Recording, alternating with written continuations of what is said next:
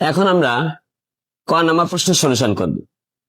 আমাদের উদ্দীপকে যেটা দেওয়া আছে সেখান থেকে আমরা সলিউশন করব। তাহলে দেখো ক, given x square equal 3 plus 2√2।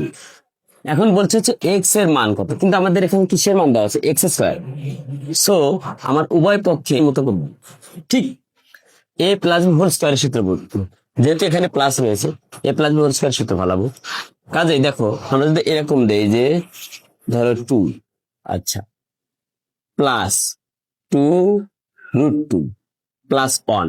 দেখো এই লাইনটা এবং এই লাইনটার মধ্যে কি কোনো পার্থক্য রয়েছে? নাই, কারণ 2 আর 1 কত? 3।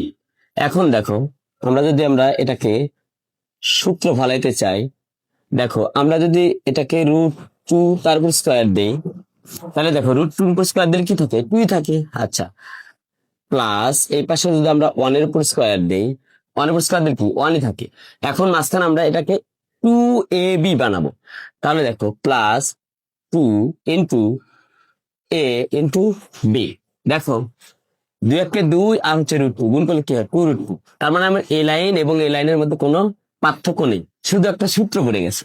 তাহলে দেখো বা এই এক্স স্কোয়ার ইকুয়াল, তাহলে a square plus 2ab plus b square. কিসের সূত্র? বলে a plus b whole square. অর্থাৎ এখানে কিসের সূত্র পড়ছে? a plus b whole square equal কত? বলে ইকুয়াল হচ্ছে a square plus 2ab plus b square. এই সূত্রটা পড়ছে।